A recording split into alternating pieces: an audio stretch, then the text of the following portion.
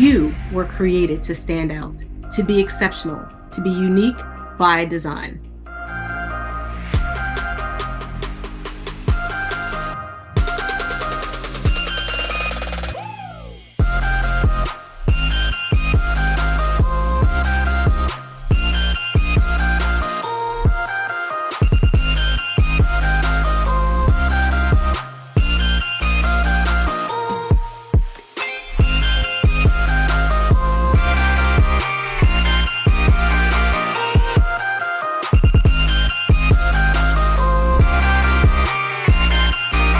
So welcome to Exceptional Living.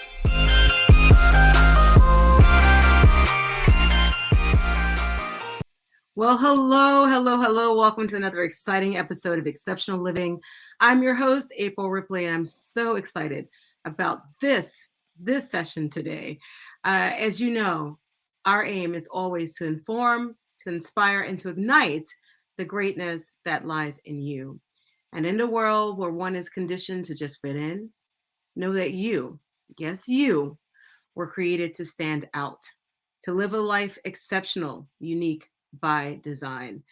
And so we're always welcoming guests that are change agents locally, globally, thought leaders, innovators, creatives. And our guest today is no exception. Daniel Blackman, an avant-garde statesman. He is an American environmentalist, civil rights activist, and public servant.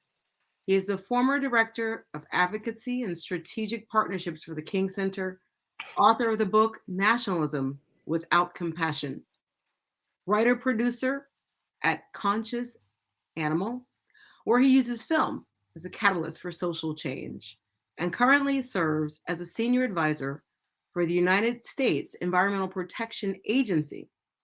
Daniel is the son of immigrants from Barbados and an alumni of Clark Atlanta University.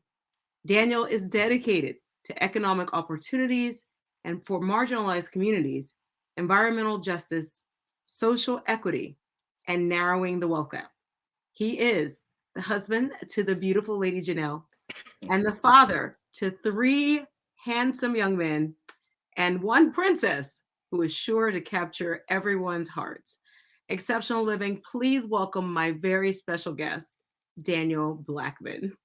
Wow, I'm getting Oprah vibes from that. So it's a great introduction. Thank you for acknowledging my family and outside of all the accolades, I think that regardless of where a person is, your family is a staple and an extension of who you are. So it's an honor to be with my friend of almost 20 years and just happy to be here with you. So thank you. Thank you, Daniel. I'm glad that you talk about family because that's really kind of how we met, right? Those decades ago with another mutual friend in the space, Ovi, and working together with his foundation that again was also championing environmental protection and rights in marginalized communities, as That's well right. as the athletic side. And so your journey has been vast. I know you worked with the U.S. government. Here in the state of Georgia, you've done some work as well. Share with the audience just a little bit about your journey. It is amazing.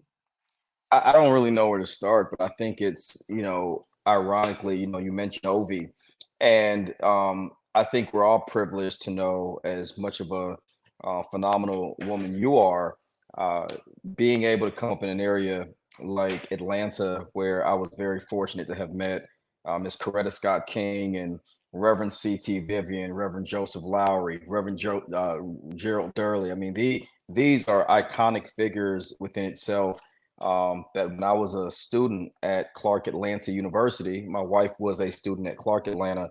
I was fortunate to have had access early to these individuals, and while I didn't know where I would end up 20 years after meeting these phenomenal people, I think that, as a matter of fact, I know that their commitment, their investment, their time, their energy allowed me to travel to Selma with them and the beloved and late Congressman John Lewis.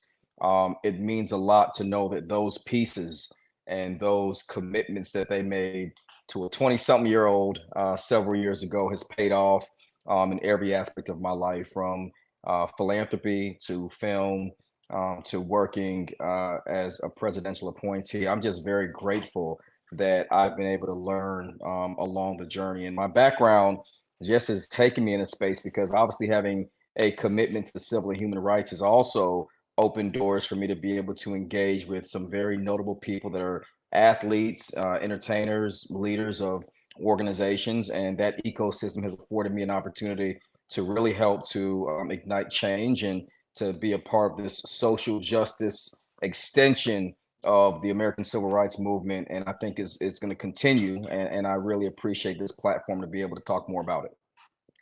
Absolutely. I love that you talk about the persons that you've been privileged to meet, and many of those likewise, Yeah. and sometimes it's almost um, surreal, to think that of all the people in the world, of all the places to be born, the time to be born, that we were for this generation, and Yeah. to meet these torchbearers and ceiling breakers, and that just have opened the way, one through information, right? So this is important, I know, for your work and what you've done and continue to do, is informing people, right? That's one of the first tenets of this, is that we inform you, because without knowledge, scripture says that lack of knowledge brings destruction.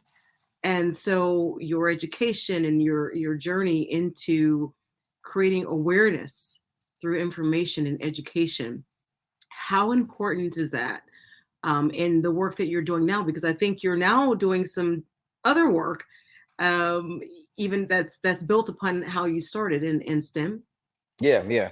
Well, I think it's education is critical. I think we need to be very adamant about the way in which we think of communication, of how we educate a community. There was a time where we did not have the access to information that we have with the advent of technology, AI. You look at social media. I mean, I remember one of the last conversations I had with Congressman Lewis was about how the movement, the March on Washington, would have been different if you had social media. And I remember his answer was very short, but what he said was the difference between social media of today and the movement that happened with Dr. King was that there was a certain spirit of the movement where folks felt that there was a sense of connectivity. And so I think to remember those stories, to remember those examples, to look at where we are today and knowing that our communities have become more open. If you think about where I live, I'm in Forsyth County, Georgia. And if you know anything about Forsyth County, Georgia, from 1912 all the way to 1987, from the expulsion of Black members of this community to Oprah Winfrey's first show outside of Chicago being here in Forsyth County, and to see how far I've gotten as it relates to the education portion for all of our communities. When I think of education, I don't just think of our traditional institutions. I don't think of brick and mortar buildings. I think of the beloved community. How much are we sharing information? How much are we inviting people into our homes? What are we doing to extend to young men and women the opportunity for success, and to understand what Frederick Douglass once said, which is better to build strong boys than to repair broken men, right? And how do we get to that point?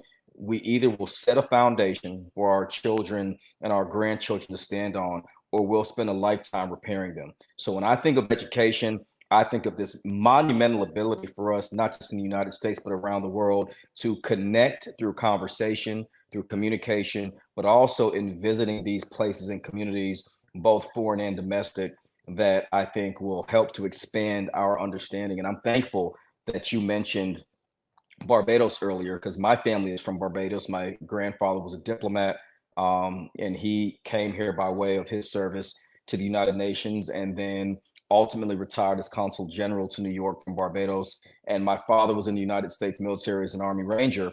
So I had the best of both worlds, having a family first generation from Barbados, and to know that my father would ultimately enlist in the United States Army and allow my brother and myself and my mother to experience Italy and to see the world, and then only to move to the South. So I think that the culmination of my experiences I can say, very strongly that the collective experiences that I had were just as important, if not more important, at any level of education, K through 12, or even at a historically Black college. And I'm forever grateful. And we've passed that down to our children, and we continue to volunteer our time and energy in the community to make sure other people have that opportunity as well. It's so important that the collective, Daniel, and sharing your family foundation, right? That here are parents, your first generation, your experiences is different, but it's also an experience that has led to a greater understanding That's right. about the importance of community, the village, Ubuntu. Dr. King's, quotation of that we're tied in this inescapable network of mutuality with the That's single right. garment of destiny. It really brings that in. And so the exposure that you had, even in your youth, which led to your education, further exposing, and certainly your legacy builders, as I like to call them, your sons and your daughter, their trajectory is great, right? They're what is lies ahead of them is certainly to be greatness, but greatness not just individually, but also with the village in the collective. Daniel, how important is it? And I've been to several things that you've done. I mean, you've worked with Sierra Club, you hosted an event with Peter Buffett, who's Warren Buffett's son. I mean, you've been able to go in and out of spaces that are somewhat non-traditional in the work that you're doing. Why is that important? And what have you learned from it? Wow. So that's a great question. I mean, I think that I my collective experiences, April, um, it's a combination of this kind of like journey that I've been on. Many people that know me didn't realize that the whole Peter Buffett and conversation with the Novo Foundation stand as a result of me being the godparent of a survivor of human trafficking. So I kind of got put into this unique space where my voice became more elevated. I had already been doing civil rights work, as you know.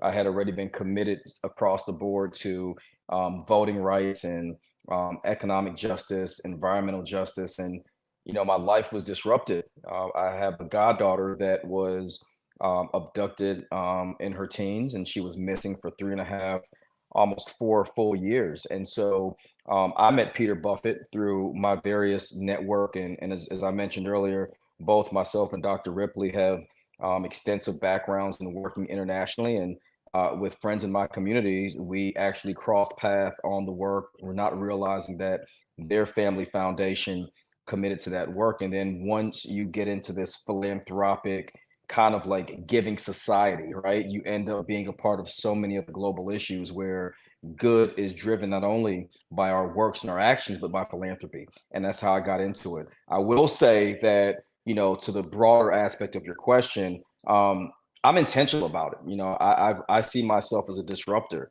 And I don't think the word disruption or defiance even is a bad word. I think sometimes you push against what is normalized, you push against what's comfortable, and you build spaces of intentionality where you have these conversations. And there's no better example that I saw than Dr. Bernice King and the King Center's beloved community talks. And I've always seen myself as an extension of that. So outside of doing work with, the Buffett family, and held a fireside chat with my good friend, Justine Lucas, who's the former director of Rihanna's foundation. I've been very privileged to work with athletes and entertainers, with the sports and entertainment industry, the film industry, and it's out of a place of a genuine desire to figure out how do we leverage our communities and the institutions that drive culture. And when you think of sports, when you think of entertainment, and even when you think of social justice, these conversations, I believe, become stagnant when we limit accessibility into those rooms. And I've really spent my career trying to open doors, crack the window, and do everything I can to get as many people in as possible. It's not always worked, but that's my strategy. So it's going well for me. Oh, that's great. So you shared some really salient things, Daniel, because you're showing us the interconnectedness, right? It's not just I'm for civil activists. I'm not just in sports. I'm not just in philanthropy. but they all have this common thread. And what is that? Humanity. That's right. Because all these experiences are for us in as humans. And certainly we know that arts and entertainment bring many persons together, right? I think of just an average football game, or whether it's American football, so we'll clarify that, right? Or football slash soccer. There are thousands of people that come from different socioeconomic backgrounds, Yeah. gender, race, um, and they're there for their team. And so for those 4 hours or more, there's this kind of connective community that comes together. And so the power of the messages that are able to be shared just in that window touches a lot of different persons. It Um, does. it And, does. and and if I can say this real quick, to something you said Absolutely. that's profound, when that's what motivated me. I realized at a certain point in my adult life, early in my adult life, that the South is the most segregated place on Sunday and the most integrated place on Saturday with college football. Mm, So when I mm, started to think about sports and conversation, and even the fact that, we're decades past Jim Crow and segregation, yet and still the institutional structures such as sports and entertainment that has brought us together, just haven't been, and I'm going to use a term that some folks might not like, but it hasn't been weaponized. We haven't taken what makes us unique and actually put it in a position where it can be a catalyst. So I appreciate you, showing the diversity of spaces that we should all occupy. absolutely. And you mentioned Dr. Bernice earlier, picking up the mantle of many things. People think, oh, well, that's the daughter, or there's the son who's chairman, or her other siblings are Martin Third and Dexter. It's easy because that's who her dad was, right? But Yeah. it's not always easy to carry that, because you have persons who may have expectations of what you should do or be, what you should say. And I remember, working for many years, actually, when Mrs. King was there at the center with the King Holiday Observance Week, which it wasn't even a week yet, right? It was the day, we had the service, Yeah. then there was the dinner. And Yep. so when Dr. Bernice said, I want to really expand what my father talked about in this World House of a beloved community, and what my mother taught me as well.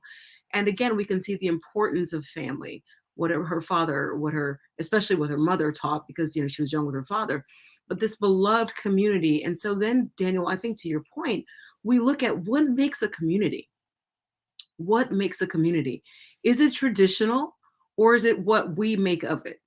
And so those are questions for thought, right? So Yeah. we even look at good communities that build, but then there are also different communities that we have to work through that can be destructive, right? Some gang related, so there is positive and negative. So with that in mind, Daniel, and what you're doing, especially in the STEM area, why is STEM important, and why have you chosen to accept this new role, and what will STEM do in communities that have been marginalized? Yeah, I mean, it's an exciting time. I mean, while I'm here in my personal capacity, I'm very privileged to be a part of a space that, from when I was a high school student in the late '90s, I remember hearing about the digital divide and not really knowing about it. And you have to think about this. I'm about to age myself, so when you think of the digital divide, what we didn't realize then was, at the time, it was just America Online. I mean, that was the biggest, social media show on the block, right? You had Black Planet shortly thereafter, and then a couple years later, you had MySpace. We didn't really understand the importance of STEM. While there were Black and brown communities that were pushing for more of us to go into the sciences and to engineering, there wasn't this mass movement because we had not realized how far behind these communities were. And so you fast forward, 20, 30 years, and, I think we're ultimately getting to a space where we've realized two things. One, very significant and negative, and the other, I'm optimistic about. That negative is that we haven't made as much progress as we should have made from the 90s to where we are today, so that Black and brown communities can compete at that same level. I remember, when I believe it was Bush in office and there was the No Child Left Behind.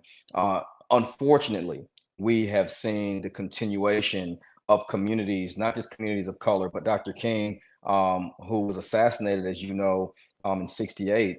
He was assassinated while pushing for the Poor People's Campaign because he understood that Bobby Kennedy was assassinated 61 days later because of poverty in Appalachia, the poverty that he had seen firsthand in his hope and aspiration to become the next president of the United States, which we all know historically didn't happen. So when I think of where I am now, I think of it as a transformative legacy building moment. We will look back on our lives at some point and we will measure our life based on our accomplishments, whether that is as a spouse or a parent or a global citizen. We're going to measure our lives. And when I think of the opportunity for my legacy and the work that I've been able to do, STEM has to be there. We are advancing in space exploration. We're advancing in technology. AI is poised to take 40 to 60% of jobs that do not require a degree within the next 5 to 7 years. 3 million truck drivers will not be able to have a job because of autonomous driving. So if we're not thinking about STEM, if we're not thinking about clean energy technology, if we're not thinking about truly bridging that gap, then we will fall into a death spiral. And I'll say this really quickly. After COVID, it hit us more than anything else because we realized a lot of these young men and women in these communities are further behind because what COVID exposed was that lack of broadband in rural areas has set it back. Now, where I'm optimistic about is I think that right now we have the infrastructure in our communities locally in Atlanta, spaces like the Russell Center, areas around the country that are incubating Black ideas and Black infrastructure and working with historically Black colleges. What I'm optimistic about is that our institutions now have the infrastructure to educate, prepare, and make ready not only the workforce for the future, but to rebuild and restore our communities that have been historically gentrified. I think we're going to be on track to be able to do some really special things, and we have to fund that and incubate those ideas. Oh, wow. So much right there, Daniel. I was taking notes. Everyone knows, and I share this like openly. I take notes because for me, I love the African proverb that says learning expands great souls. I So love when I it. have guests here, I'm learning from you. I'm taking notes, and you said so much. Educate, prepare, make ready, and rebuild. Yeah, that's right. Educate, prepare, make ready, and rebuild. The stats that you shared, Daniel, are just 40%. I'm kind of blown away, right? So, and we have to think, I think, and this has been for debate, as a philanthropist and obviously also humanitarian, Yeah. we have to think of where the humanity remains in our advancement. And that's always been a bit of the tension. So in a conversation recently about this, like I love the fact that you can go in and put something, search it, it comes up with everything, but then that they still need the human to do it. Or yes, I know they program it, but how many people are able to do that? So it's kind of to your point. And I think that as we look at where the world is now, we shouldn't be afraid. And you mentioned this earlier that you were a disruptor because innovation comes in the midst of crisis. It comes in the midst of the hard times. Some other words for it are resourcefulness. The World Yeah. Economic Forum lists a lot of skills that will be needed moving forward. Critical thinking is at the top of the list, and that's an entirely different conversation. We could certainly go on. Problem solving, but again, it is how then do we perceive what's happening? What do we need to apply? What inputs do we need to apply? Also being mindful of the externalities that can affect those inputs, right? You Yeah. can start a project and then some externalities could be of your own making, but some could be outside, right? There could be other things that happen that are then causal or correlated to what affects the outcome that you desired. And so even as policymakers, and you mentioned the UN earlier, people are like, what is the UN doing? There's so much happening. And while it is not the panacea of all ills, while Yeah. it cannot go and force any other sovereign nation to do something that you may feel is morally or ethically right, it does create awareness and it informs persons of what's going on. And I remember in my global governance class in law school, the professor put to us this question, Daniel, and I think you'll appreciate that. He said, would we be worse off right? If there wasn't a UN or these different bodies, NGOs, IGOs, different interest groups that are kind of the watch persons. I don't like to say watchdogs, but the watch persons, right, for certain things that are happening in our communities. Certainly, we're not all there. Dr. King even knew that in his speeches, right? He says, this is where America is. I love America, though, but this That's is where right. America is. But I have hope, and you kept talking about this, and I know you've been around Reverend Vivian and Congressman Lewis and Reverend Durley, Reverend Durley, Miss Clayton, and the like. It is, I still have hope. And so, Daniel, I believe for us, even though we, as Dr. King said, we ain't where we want to be, right? But we sure have come a ways from where we were. 100%. Yeah, 100%. But that is not to mean that we should stop now or, say, well, I can rest now on my laurels. I'm comfortable, because there's still work to be done. And so I certainly commend you for the work that you're continuing to do, the advocacy, the education to prepare us, to make us ready, and to rebuild. Um, Daniel, you're a family man, though, and I have to ask this because I know you've traveled extensively. You've helped so many people. How do you balance? How do you work with family when you have such a great call? This driver of conviction in your work. I won't say your job, but your life's work. How do you manage with family?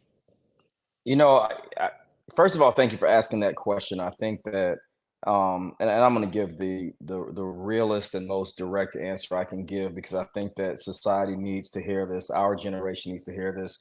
Young people need to hear this. Anyone that questions the institution of marriage has to hear this. I am by no means perfect. There have been several years where I have had to balance in a way my life, running for office and maintaining my household.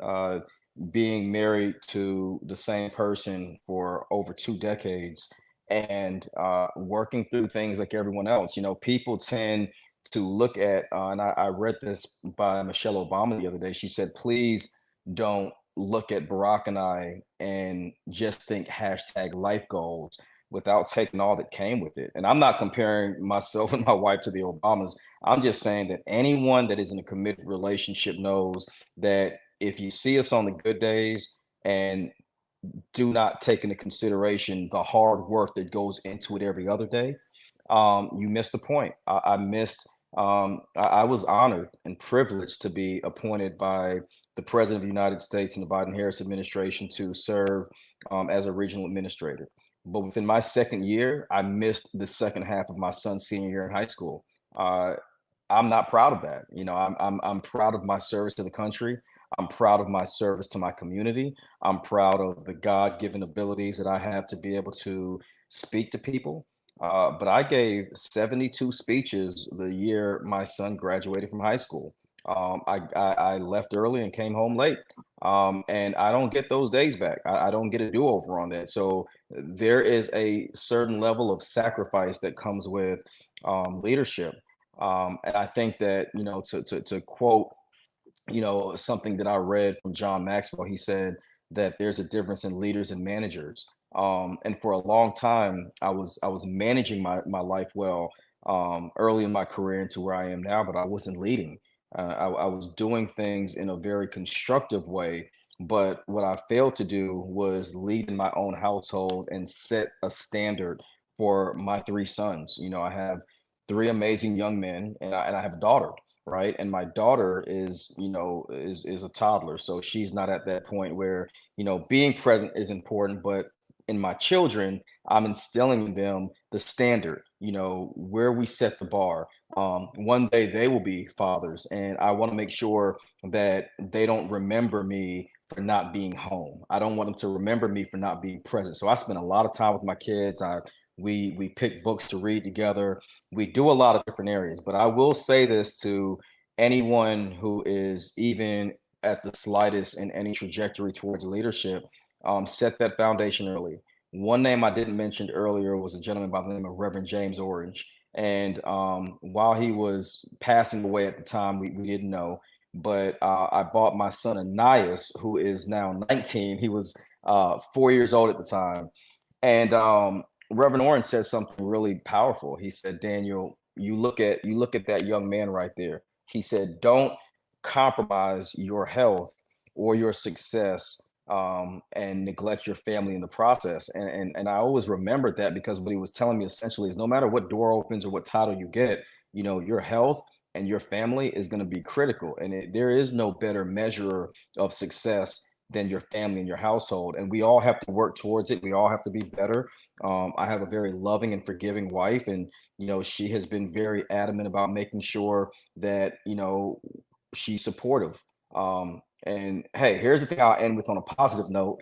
Um, a lot of my trips I've taken my kids. I've been able to take my children to the White House on several occasions. I've been able to take my kids to see me speak. I've been able to take my kids on vacations that are not just in the middle of nowhere, but in areas where we can turn a business trip into a family vacation. So I think balance is important. And my advice to anyone at any stage of life, whether you are, spouse without children or your spouse and you have as many as I do, I would say to just incorporate your family into your plans, but speak to them early and often. Make sure that they know who you are and the trajectory you're on. So that way, when the questions and the concerns arise, it's not going to be a difficult conversation to have. I like that. That is important. Yes, Reverend James Orange, wisdom Yeah, and also reality, right? I think that the knowledge that he shared with you, sometimes we think um, that wisdom is this fleeting, uh, ethereal thing, but it actually is based, it should be, on the reality. And so what you shared with us is there are good times that you celebrated, but there are also times that you miss, and that is part of leadership, right? That, well, there is a difference certainly between managing and leading, but the reality is there is a sacrifice to that. that's And right. but every time I've seen Lady Blackman, she walks with a grace. She is certainly supportive of your endeavors, and it's a relationship, right? So sometimes we know that even in friends and certainly in marriage, it may not always be eye to eye, but you come together, as Scripture says, to reason together and Yeah. to talk and to work through how can we make this work. Well, it looks like it will, but then maybe someone says, I don't think that's the best. But that's what the reasoning is about, is coming together. And as you said, incorporating your family, talking to them, explaining to them, this is what mommy's doing now. This is what daddy is doing now. This is what it will require of us, but I'm also going to need your cooperation. And we're going to work together through this. I may miss this week's game, but I'll be there in 2 more weeks. Or like I said, come with me to DC, hear me speak. So I love that you said that you're always finding that balance. It's a partnership, and it's a partnership as much as a relationship. Yes, So a lot of times yes. people say relationship, but everything you just explained, Dr. Ripley, I see that as a partnership, because when they feel like they're a part of that transition and that leadership, then they're invested. It's like being a spouse of a service member. You're Yeah. serving just as much as they're serving. So I look at it as a partnership in the way we construct our family. Absolutely. I love it. Partnership. The Blackman partnership. But that's so important. But Daniel, and you alluded to this just a few minutes ago. In life we all have setbacks. We all have expectations that were not realized. How do we work through those? Um, how have you worked through those? I know here you were running for an election, um, and it didn't have the outcome that we all had hoped. Yeah, yeah. Since we're being candid, right? We'd all had hope. How do you work through that? I mean, there are people who are watching now. It's like, I don't know if I'll ever be able to get through it. How do you? It's a couple ways. Politically, I have a 48-hour rule. It's just I made this rule early in my political career that I give myself 48 hours to grieve over any situation that didn't give me the Mm, outcome, because I will not allow anxiety or frustration to um, compromise my character. Right? When I lost, I was upset. I knew that I had put everything into it, but when you put it into perspective, you have to either look and say, this is going to consume the next 6 months to a year of my life, or I'm going to move on and figure out how this can be a setup for something great, not a setback. And I think that I've always operated in that capacity. But I go back to my family, man. I mean, I've learned, we probably got to come back and do a whole show on family because, I can give a master class on marriage of what to do right and what to do absolutely wrong, And so I think that the life lessons I learned in marriage and with family, the successes and the failures have given me a different perspective. Like I remember, one of the biggest setbacks I ever had, which I won't go into now, but I was really hurt and I was disappointed and I was dealing with so many areas. And it got to a point where I really just did not know what to do. And immediately, what came to my mind was, you're, regardless of what happened, you're Janelle's husband, you're Anais, Zion, Micah, and Aaliyah's dad, and that's not going to change. I mean, that's me, because if the whole world is angry at me, if the whole world turns and says, "Hey, this Daniel guy's not our cup of tea for today," I come home to them, right? They celebrate me, I celebrate them, and I think that the more we can embrace that we have our tribe, right? For me, it's my family, right? My mother, my brothers, my aunts, uncles. I mean, I have a very tight knit Caribbean family, and so I never feel that I can be set back to a point where there's not an ability for me to recover, because I've always had people around me that have always encouraged me to continue to go. And you mentioned something about wisdom earlier, something I learned from my pastor. He said, knowledge is what you know, wisdom is what you do with what you know. Right. So when I think of, how I'm able to operate, we know a lot of things, but when wisdom kicks in, it helps us to make it through things that we're not always mentally, spiritually, physically prepared for. And that's worked out for me, and I've cherished it. That's so good, Daniel. So the reality is that we're going to have the setbacks. We're going to have the disappointments. I mean, this is scriptural, right? It says, in the world we'll have tribulations, but be of good cheer. Yep. And cheer comes from perspective. It's how you see it, right? Vision, optica, to come into view. So it's how you perceive it. And the fact that you give yourself 48 hours. That's Right? it. What you said, it says, don't allow anxiety or frustration to compromise your character. Ooh, That's Daniel, right. that's a good one. Don't allow anxiety or frustration to compromise who you are, your character, Yep. your integrous. Because And our that's bad important. day is somebody else's irrecoverable day. I mean, your worst day is somebody else that can 10x that bad day. So it's no use in Right. making other people in your circle, come down with you, man. You don't realize that on your bad day, you might be at 30%. Somebody might need that 30% until we get our other 70 back. So That's right. That's right. And to that point, Daniel, it's how, again, we perceive it. And you talked about your tribe, and I know there's a book by Seth Godwin called Tribes, and he talks about that, and it really kind of goes back to where we started originally, about family.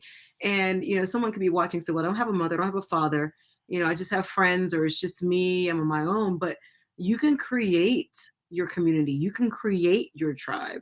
that's And he right. shares in his book how that happens. But when you talked about the character, it reminded me of one of the last publications of Dr. Miles Monroe, The Power of Character and Leadership. And admittedly, I said, how do you write a whole book, about the power of character and leadership, and why is this Yeah, important? And one of the first things, I think it goes back to some of his earlier publications about vision. It's how you see things, how you perceive things, that then allow you to respond, not react, right? Because reaction is very emotionally driven. And so you respond to it with knowledge. So, Proverbs, Solomon talks about how wisdom, builds, and then knowledge fills the rooms, right? So you need both. You need the knowledge, that's the information, but then you need the wisdom, is knowing what information that you have learned, looking at, assessing the situation, and determining through critical thought, can what I know be applied to the situation? And if so, then that's the wisdom. Right. that's So right. the critical thinking piece, that is so important right now, even in what's happening in the news, what's happening in the world. we can take that from a macro level, right? A global level. We could bring it locally. We could even bring it in what we call like the subculture into our own individual homes and our lives. And so what you said again is so salient. I have to repeat this. Do not allow anxiety and frustration to compromise your character, who you are as a person, your integrity, because you only have you. You only have your word, Daniel. And so many people don't realize that people are not. You're not remembered for what you compromised. You remember for what you didn't. When we think of all Yeah. the greats, all the people you talked about, our mentors, there were a lot of things I know they went through, even more physically than what we've had to experience today. But they remained true to their conviction and did not allow the frustrations of law, the frustrations of being in jail or not having the funds. I mean, so many things, so many stories, but to compromise who they were, and that's important. And And that's what have Dr. King said that you mentioned. He said in the end, and I'm paraphrasing, in the end, we won't remember the actions of our enemies, but the silence of our friends. And I think yes, that to me is probably, and I know there's a million things we can quote from Dr. King, but yeah, that's one of the most profound because, and I can say this to your viewers, I've considered you not just a friend, but family for a very long time because, you know, I think in this line of work, I'm not ashamed to say it as a black man that, we need to know that we are approved, right? And it's sad to say it that way, but I hope this teaches someone because we're living in an increasingly cancel culture generation where people don't know, well, people no longer know how to measure if they're doing right and if they're having an impact.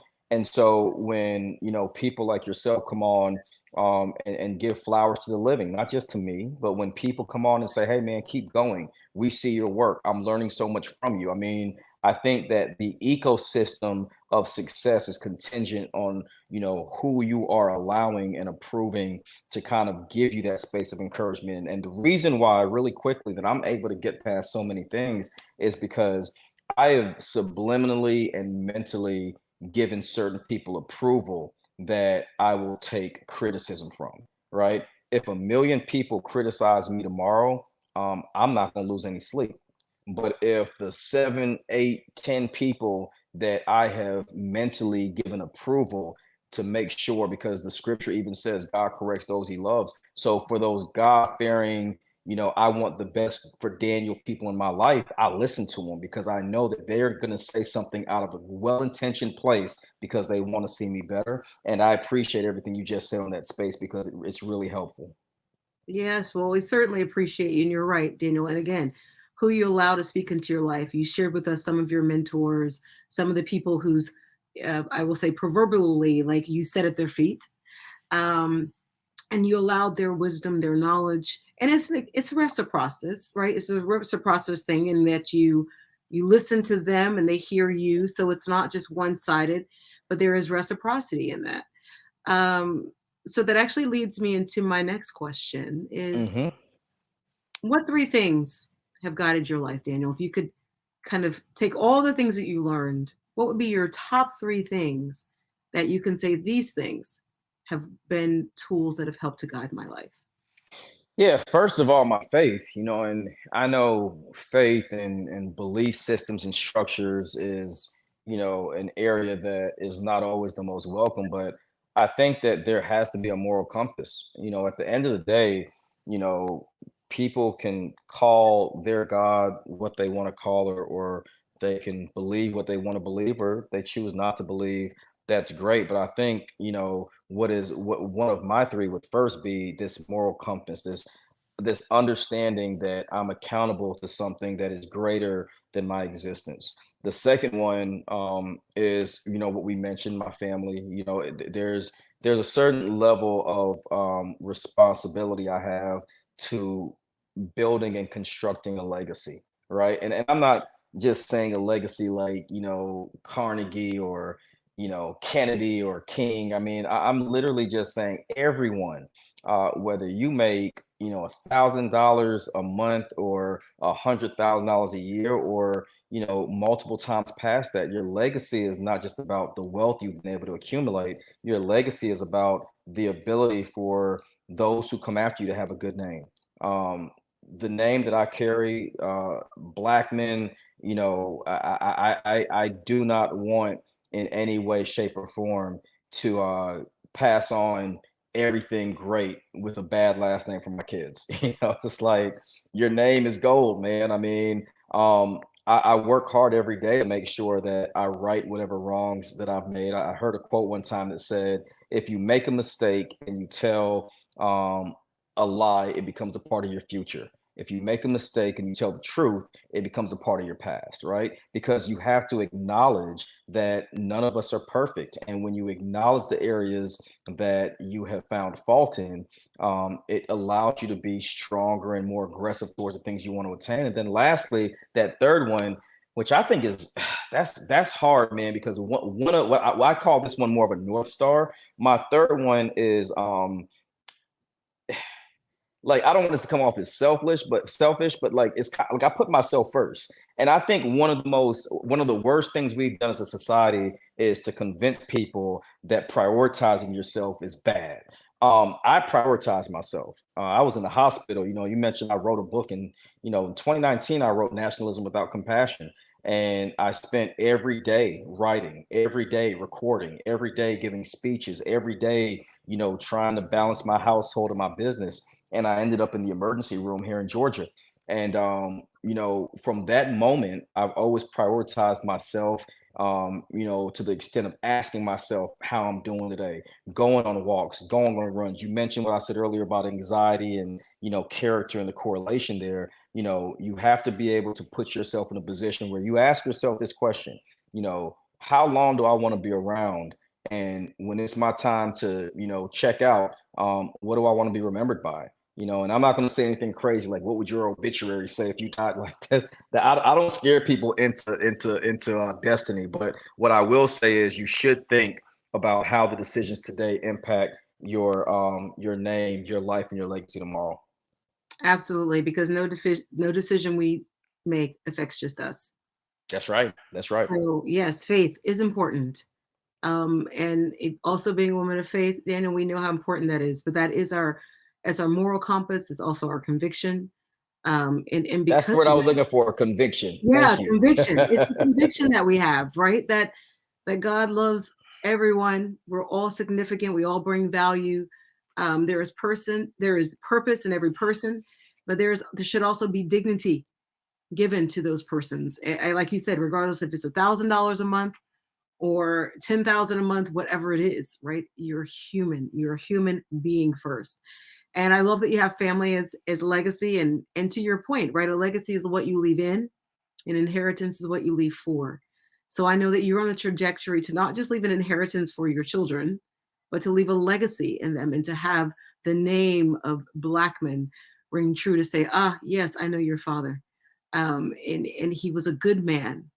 And that's what you want. I know your mother, Janelle Blackman, and she was a good woman. And Yeah. those are very important. Sometimes we don't think about that because we're living in the moment, but these are very important, Yeah. right? They're important. And even as your children, even as youth, and we're mentoring them and coaching them along, to say the decisions that you're making today are building that.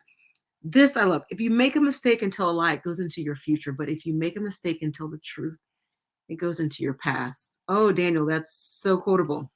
That's so Yeah. quotable. And that's really important to think, to be honest, to say, I missed it. You know, I thought I could have, I thought I should have, I thought I knew, but I didn't. And I think that also was reflective of character, Daniel, of not just you tell the truth because you have to, right? Because you're coerced into doing it. But when we do it willingly, it speaks to who we are as a person, to say that I'm trying to get better. I'm walking this journey. You're walking it with me. Let's walk it together. And let's be, as Proverbs says, that iron sharpens iron. So does Yeah. another man's friends, his countenance, right? That when we walk with wise people, we will become wise, not just because we're walking, but because we're also allowing them to share with us, and we're learning from them wisdom to apply in our lives. That's right. Oh my goodness, Daniel, this has been amazing. So I have one last question. I'm so interested in hearing this from you. Okay. Okay. So, Let's do it. what would the man that you are today say to the boy that Oh you were? man. Wow. Wow. Ooh, what would the man you are today say to the boy that you were? This one's going to be good. Man, that is a really good question. What scares me about that question is that there are so many experiences that I have that can't be encapsulated into one space. But I think if I had to tell my younger self anything, it would be um, that, you know, I lost my father when he was 53. And I lost my grandmother, my father, an uncle, an aunt on my wife's side, and another family member within a 2-year period. And so I understand the urgency, what Dr. King said, that fierce urgency of now. My father didn't get to see me attain this level of success. And, while I know he was proud of me, I think when we're young, we think we're impenetrable, right? We think we're going to live forever. We don't realize that life hits you hard. And I would tell my younger self to slow down and enjoy every minute, every hour, every day, because you wake up one day like myself, and 20 years has passed. And while I'm proud of the past 20 years of my life, I also know that a lot of that time I spent trying to go so fast in the pursuit of success, the pursuit of, acceptance. And, if you pursue success and acceptance without a pursuit of happiness, I think it'll catch up to you. And you watched at least three of my children grow up, April, and I don't get to see my 19-year-old celebrate his 10-year-old birthday again, right? I don't get to see uh, his first driving lesson again. So I would have slowed down. I would tell my younger self, slow down, enjoy memories, and make sure that when you're creating memories, those moments are cherished, not just by a selfie or a picture or, whatever, but to make sure that you really take time and allow yourself to enjoy those moments. That's what I would tell myself. Slow down. Slow down. I like that, Daniel. And why that's so powerful is because our world is speeding up. Yeah. So you're saying younger self. I know the world is accelerating, but slow down. And so I think that all of our lives, what you just said, we're still working through that. How do we slow down? And especially those of us who, do a lot of work in helping community and helping to build and empower others through knowledge, right? Through access, through opportunity, and how we bring those together. It's hard sometimes to slow down. So I'm taking that now, even as my not so younger self, to slow down. But I love this, to create the moments and celebrate the memories. And sometimes, as we say, just be in the moment. Yeah. Be in the moment. I heard Simon Sinek say something. He's like, when we go out sometimes with friends, and we're still working on this, Daniel, right? We're all works in progress. He's like, we leave our phones at home. And I thought, wait, what? Because we're all like on our phones. And he says, we leave our phones at home because we want to be enraptured in the moment over this meal or Wow. over this. And That's I said, powerful. that is powerful. And so, it's hard though, right? Because our phones are next to us, they're on us, like it's even on our watches now. It buzzes, so we're more advanced. So you don't know we're on the phone, but we can look in our watch and go, okay, there's a call, there's a text. Tuh. But it really speaks to what Wow. you said. Is like we're so connected sometimes that we need to disconnect to reconnect. That's a powerful statement. Yeah. And Yeah. it's funny. One of my friends that's an executive in the music industry just said that. He said he thinks, his name is Shaka, and he was like, Daniel, I think I'm gonna have these off the grid retreats, because the older you get, and again, I'm aging myself, but the older we get, the more we realize that that quiet, unconnected time just to be present is Mhm. important, and I don't want to Absolutely. be that person that pulls out my cell phone and can't look across the table and enjoy dinner. Exactly. Exactly. Or even, to that point, Daniel was talking to another friend of mine, and we were, what's your 2024? What's at the top? And you know what she said with me? She What's said, that? peace, peace. And I said, peace. She's like, I don't want anything to disrupt my peace. And I said, well, there's so much going on around. Like, how is that even possible? She says, my inner peace, because I can choose how I respond. I am going to be more intentional. And you said this earlier about persons that are around me, places that I attend, or, you can get invitations, but where she chooses to go, I'll put it that way. And I'm going to be more intentional of myself. I think you mentioned just the number three, right? More intentional within myself at making sure that I remain peaceful. It won't That's always right. be perfect, but I'm going to try to find that balance. And I said, yes, that's one thing. And sometimes the mobile phone is that thing that doesn't give us as much peace as we would like. But oh, Daniel, amazing. Creating I thank memories. you, man. I thank you. Yeah, And that last example you gave me about the 2024, she said she wanted peace. peace. The last thing that I will say to your listeners and to you until we see each other again is, I asked a friend of mine that the other day. I said, "Who are you going to be without being distracted? If you were to take every distraction away, who would you be?" And he sat there and stared at me for a while, and he was like, "Man, no one's ever asked me that before." And I was like, "I need you to find out who that person is, because he's going through this kind of like time in his life where he's, you know, rethinking his purpose." And I said, "You won't be able to answer that question until you remove all of your distractions. And when you remove your distractions, it'll put you in a position where you'll not only hear clearly, but you'll be more intentional about how you spend your time." So, April, I love you. This is absolutely amazing. And I hope and pray we can do this again before the end of the year, and maybe, like I said, the next time we pull the curtain back a little bit, and I can go a little bit deeper on the family space, because I think our brothers need it, and I think your voice needs to be elevated more, and I'm going to do everything in my power to do so, and I appreciate Oh, Daniel, I tell you, this has been my honor. Certainly, I knew when we first met, I was like, there was something about him. You think about persons who say there's something about that young man or about that young woman. Um, it. but I'm so elated. It's refreshing to me. It is inspiring, of what you represent, to see how your life and your journey where it is now, but to just know that there's even greater things ahead, to see you thriving and flourishing in your purpose, your call, your conviction, your work, not your job, but your work, for the betterment of humanity. So I honor you. I celebrate you for the person that you are, certainly for the person whose you are in faith, but also as husband, as father, as friend, mentor, all of it. You are just such a gift to us here. And so, my prayer for you and our prayer at Exceptional Living is that what you continue to do will be enlarged with greater impact, that God will continue to strengthen you, spirit, soul, and body. And again, we thank you so much for being a part of us today and to sharing with us authentically your life and story. Thank you so much, Daniel. We Thank you. appreciate Thank it. you. It's an honor. Thank you, everybody. Thank you. Thank you. Bye bye. Exceptional Living. I told you that today, our very special guest, Daniel Blackman, I didn't even know how to introduce him.